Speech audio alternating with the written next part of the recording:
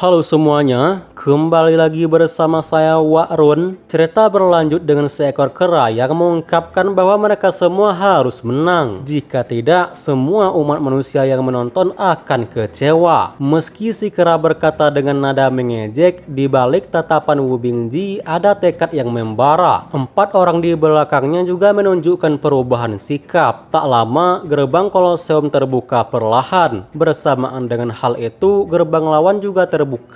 Sorakan dan raungan membahana didominasi oleh para monster. Namun di salah satu sudut tersembunyi sekelompok kecil manusia nyaris tak terdengar di tengah hiruk pikuk. Tapi bagi Tang San, dengan mata ungu iblisnya ia bisa membaca perkataan mereka. Mereka berkata, "Shrek, ayolah, manusia, ayolah." Teriakan kecil itu menyentuh hatinya, membawa rasa haru yang tak lama ia rasakan. Perkenalkan, musuh paling depan, 2 pria raksasa bertubuh kekar dengan tongkat besar di tangannya. Ya, mereka adalah iblis benteng bumi, salah satu prajurit terkuat di kekaisaran Tianyu. Selanjutnya, seorang pria tinggi ramping berambut putih memegang pedang panjang dengan aura sihir yang mengerikan. Dia adalah iblis bangau mahkota merah, salah satu ras paling mulia dan berbakat. Diketahui bahwa sosok yang satu ini diyakini memiliki kultivasi tingkat 9 dan kemungkinan merupakan pewaris kekuatan Kaisar Iblis Pedang Suci, salah satu pemimpin tertinggi bagi ras iblis. Di belakangnya berdiri 2 rubah biru, spesialis dalam kekuatan mental dan kemampuan dukungan. Kombinasi tim ini bukan yang sempurna, tetapi sangat kuat dan dipilih secara cermat. Tang San memindai mereka satu persatu dan menyimpulkan dengan serius bahwa pertarungan kali ini akan menjadi yang tersulit, terutama melawan iblis bangau mahkota merah yang memiliki garis keturunan tingkat pertama. Menyadari bahaya, Tang San memberitahukan bahwa kalian semua fokus saja dengan 4 musuh lainnya, biarkan ia yang buy one sama monster bangau. Wu Bingji sempat mengusulkan taktik yang sama, yaitu badai es, namun kita tahu kalau taktik Tang San selalu berubah-ubah. Selain itu, menggunakan taktik yang sama tentu saja akan kebaca. Singkatnya, setelah berdiskusi masalah taktik, pertarungan pun dimulai.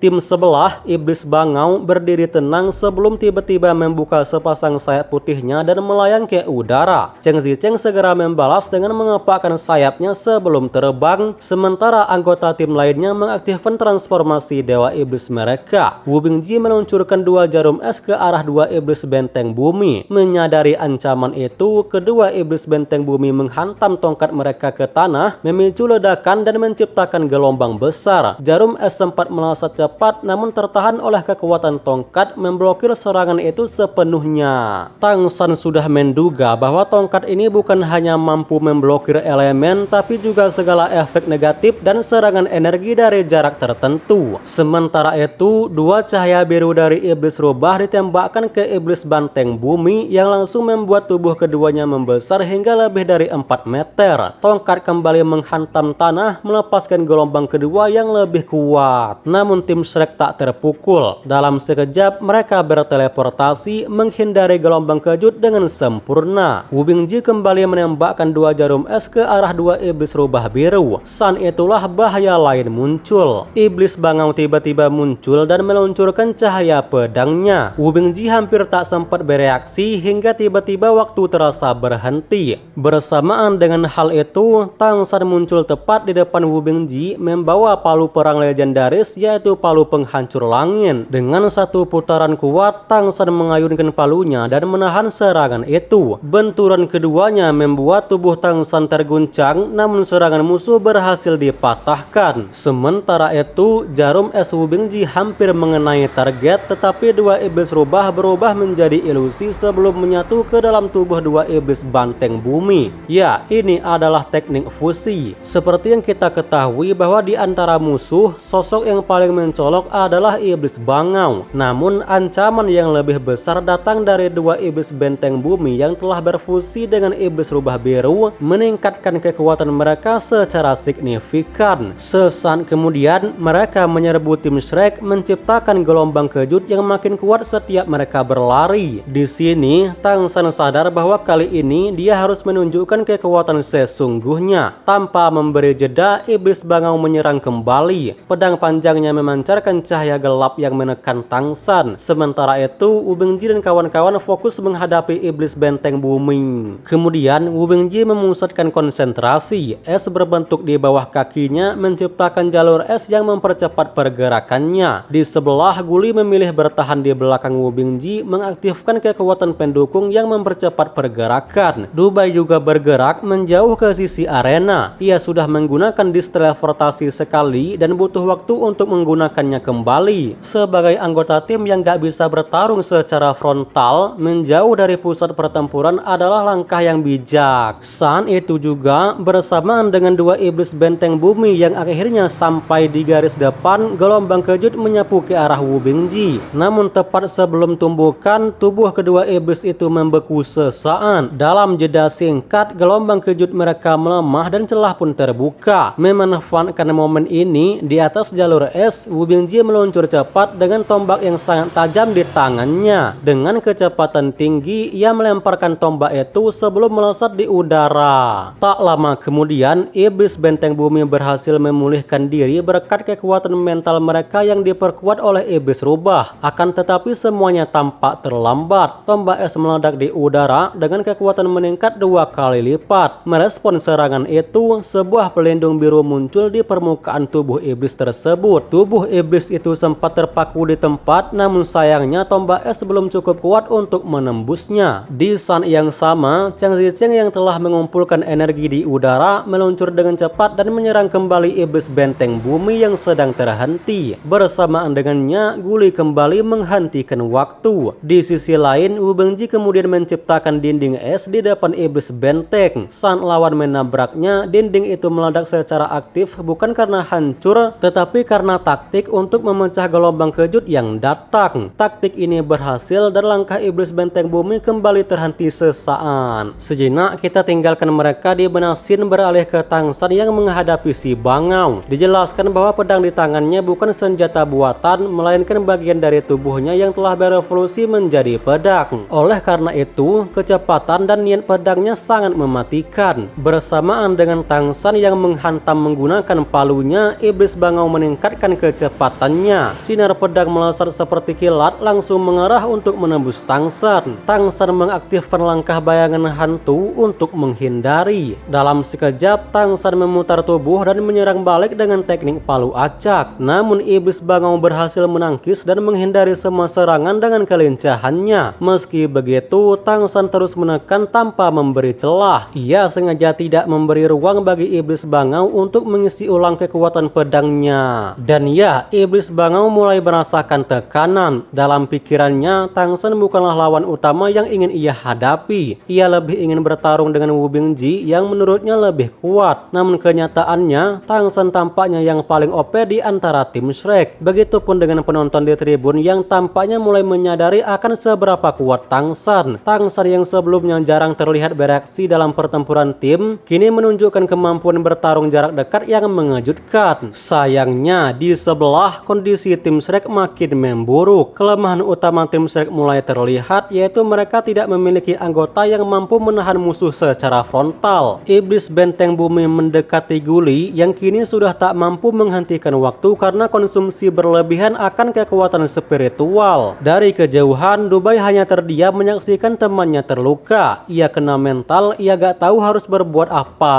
Pertempuran di Kolosium pun memanas. Guli akhirnya berhadapan langsung dengan iblis benteng bumi. Namun saat palu ekornya bertabrakan dengan tongkat lawan, ia terpental keras. Sisik pelindung palunya retak, tubuhnya terlempar ke udara dan darah menyembur dari mulutnya. Melihat sahabatnya terkapar, Wu Bingji dipenuhi amarah. Elemen es di tubuhnya meledak dan ia melesat menuju lawan. Menanggapi itu, iblis benteng mengangkat tongkatnya, menghantam tanah, menciptakan gelombang dahsyat. Saat itu juga tongkat diayunkan ke arah Wu Bingji dengan kecepatan luar biasa. Namun tepat sebelum hantaman itu mengenai tubuh Wu Bingji, Cheng Zicheng muncul dan menariknya menjauh. Tapi ancaman belum selesai. Iblis benteng bumi lainnya langsung mengejar Guli yang masih tergeletak. Dalam pelukan Cheng Zi, Wu Bingji menyadari bahwa jika tidak ada peningkatan kekuatan, timnya akan hancur. Oleh karena itu, dengan mata yang menyala, ia meminta Cheng Zi untuk melepaskannya. Cheng Zicheng menuruti permintaan gerakannya. Seketika cahaya biru es meledak dari tubuh Wu Bingji. Udara di arena turun drastis seakan musim dingin hendak melanda. Dengan tekad yang membara, Wu Bingji hanya punya satu tujuan, yaitu menyelamatkan adik seperguruannya. Ia mengangkat tangan mengarahkan elemen es ke arah Guli. Dalam sekejap es itu membentuk peti mati melindungi Guli. Dan ya, saat terkena pukulan, es itu tak pecah, menunjukkan betapa kuatnya perlindungannya. Lalu api biru menyala dari tubuh Wu Bingji. Ia membakar garis keturunannya, merupakan kekuatan terlarang yang mampu meningkatkan kekuatan secara signifikan, namun beresiko meninggalkan luka permanen, bahkan bisa menghilangkan selamanya akan garis keturunan. Tapi Wu Bingji tak peduli. Demi rekan-rekannya, ia rela mengorbankan segalanya. Dalam kobaran itu, tombak es yang lebih mematikan terbentuk di tangannya. Ketika tombak itu terbentuk sepenuhnya, suasana mendadak mencekam. Dua iblis benteng bumi menatap ke arah Wu Bingji secara bersamaan. Bahkan serangan pedang dari iblis bangau juga seketika terhenti. Semua iblis itu merasakan ancaman luar biasa yang terpancar dari tombak itu. Ya, Wu Bingji menyalakan kekuatan tombak itu dengan seluruh hidupnya. Cheng Zicheng yang berada paling dekat dengannya, ia bisa merasakan vitalitas kakak seniornya perlahan menghilang. Sejak kecil, Cheng Zicheng sudah menyukai Wu Bingji, kakak senior yang selalu tersenyum lembut, melindungi para junior dan menjadi teladan. Di tanah, dua iblis benteng bumi yang merasakan ancaman itu segera bereaksi. Mata mereka bersinar biru, pertanda berkah kecerdasan dari iblis rubah biru. Salah satu dari mereka mengangkat tongkat besar, sementara yang lain mencoba menggagalkan serangan tombak es mematikan Wu Bingji. Namun sebelum iblis itu mencapai sasarannya, sebuah teriakan menggema. Seketika itu, Kolosium dipenuhi cahaya keemasan yang menyilaukan. Cahaya itu berputar dengan kecepatan tinggi sebelum menghantam iblis benteng bumi yang tengah melesat naik. Dentuman keras menggema. Tongkat raksasa di tangan iblis itu hancur terbelah dan tubuh raksasanya terhempas jatuh ke tanah. Saat itu juga, cahaya biru es seketika turun bagaikan petir surgawi mengejar tubuh iblis yang terjatuh. Bersamaan dengan hal itu, iblis rubah jantan yang menyatu memberontak seakan ingin keluar. Namun sebelum berhasil sepenuhnya, keduanya berubah menjadi patung es. Wu Bingji yang kehabisan tenaga turut jatuh ke bawah. Api biru di tubuhnya hampir sepenuhnya padam, menandakan kekuatan terakhirnya terkuras habis. Di kejauhan, tubuh Cheng Zicheng juga perlahan jatuh. Melihat rekannya pindah alam, raungan menggelegar terdengar dari iblis benteng yang masih hidup, begitupun dengan iblis rubah betina. Matanya berubah merah menyala, merasakan kematian rekannya. Tombak Wu Bingji berhasil memindah alamkan dua iblis, membuat kedudukan berubah menjadi 5 lawan 2. Tanpa ragu, iblis benteng bumi yang tersisa berlari membabi buta ke arah Wu Bingji. Namun, sebuah sosok yang berputar dengan kecepatan tinggi menghadangnya. Saat itu juga, tubuh iblis benteng bumi terhenti akibat serangan menghentikan waktu. Bersamaan dengannya, sosok berputar maju membawa palu ekor yang berputar hebat. Palu menghantam tubuh iblis benteng bumi dengan power yang luar biasa. Seketika, tubuh iblis benteng bumi terlempar puluhan meter sebelum akhirnya pingsan. Setelah menggunakan kekuatan terakhirnya, Guli juga tak mampu berdiri lagi. Akan tetapi, di detik-detik Sakaratul Maut itu, cahaya putih tiba-tiba berkedip. Ya, itu adalah Dubai yang mencoba menyembuhkan mereka dengan salah satu formasi, yaitu formasi meningkatkan garis keturunan. Di sisi lain arena, melihat rekan-rekannya tewas, iblis bangau mengamuk sebelum melepaskan serangan terakhirnya. Dalam sekejap, ia melesat seperti kilat, pedangnya mengarah langsung ke dada Tangshan. Melihat akan hal itu, Dubai berteriak panik. Begitupun dengan Wu Bingji dan yang lain yang mulai tersadar berkat formasi sebelumnya. Bagi mereka, Tangshan adalah inti tim. Jika Tangshan tumbang, maka hilang sudah harapan mereka. Namun tepat saat segalanya tampak berakhir, sebuah tangan putih kuat muncul meraih bilah pedang yang menghantam. Semua penonton menyaksikan itu sontak terkejut. Tapi iblis bangau tersenyum kejam. Ia sudah mengisi seluruh energi pedang dalam senjatanya dan tinggal melepaskannya. Dijelaskan bahwa seorang dewa pun akan remuk jika menanggungnya. Namun jangan lupa bahwa Tangshan tak mungkin melakukan sesuatu tanpa adanya persiapan. Dan benar saja, senyum licik muncul di wajah pemuda tersebut. Bersamaan Bersamaan dengan hal itu, seluruh energi pedang yang menembus tubuhnya seketika lenyap. Iblis bangau yang panik mencoba mencabut pedangnya, tapi sangat susah. Di detik-detik kepanikan, sebuah palu besar meluncur dengan kecepatan tinggi sebelum menghantam kepala iblis bangau. Saat itu juga, bagian atas iblis bangau menjadi bangau geprek. Semua penonton terdiam dalam keterkejutan. Bahkan dua rekannya yang baru sadar dari pingsan tampak tercengang. Mereka terus bertanya-tanya, semekenang.